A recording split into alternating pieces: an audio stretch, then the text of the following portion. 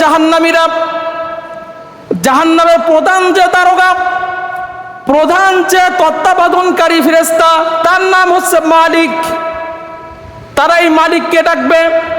সূরা যুখরুফের মধ্যে রব্বুল আলামিন বলেন, ওয়ানাদাউ ইয়া মালিকু লিয়াকদি আলাইনা রাব্বুকা ক্বালা ইন্নাকুম মাকিসুন। হে মালিক, আমরা জাহান্নামের আযাব আর সহ্য করতে পারছি না, জাহান্নামের আগুনের তাপ আর সহ্য করতে পারছি না, আমাদেরকে মৃত্যু ঘটাই দাও, মাইরে ফেলো। তখন ওই ফেরেশতা বলবে, দুনিয়ার থেকে তোমাদের মৃত্যু হয়ে গেছে, জাহান্নামে তোমরা আসছো, আর মৃত্যু নাই। চিন্তা করছেন? ইন্নাকুম মাকিসুন, তোমাদের আর মৃত্যু হবে না। দুনিয়ার জীবনে যে মৃত্যুটা হয়েছে, এখন জাহান্নামে অনন্তকাল পর্যন্ত আগুনে তোমার শরীরকে পোড়ানো হবে, তোমার আর কোনো মৃত্যু হবে না। হাদিসে বলেন, নবীজি মুহাম্মদুর রাসূলুল্লাহ সাল্লাল্লাহু আলাইহি সাল্লাম বলেন যে আল্লাহ রাব্বুল আলামিন ফয়সালা দিয়ে জান্নাতীদেরকে জান্নাতে পাঠিয়ে দিবেন, জাহান্নামীদেরকে জাহান্নামে পাঠিয়ে দিবেন।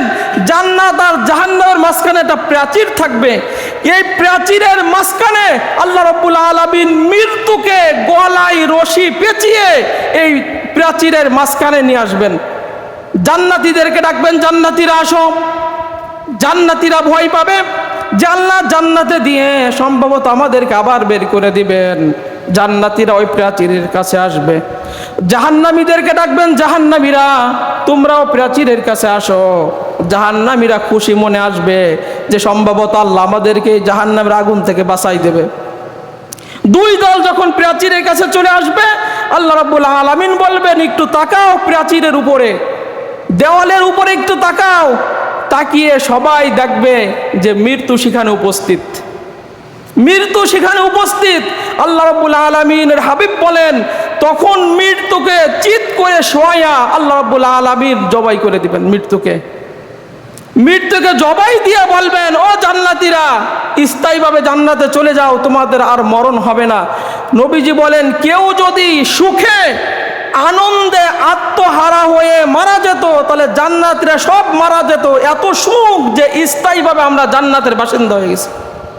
আর কেউ যদি দুঃখে ক্ষোভে দুশ্চিন্তায় মারা যেত, জাহান্নামীরা মারা যেত।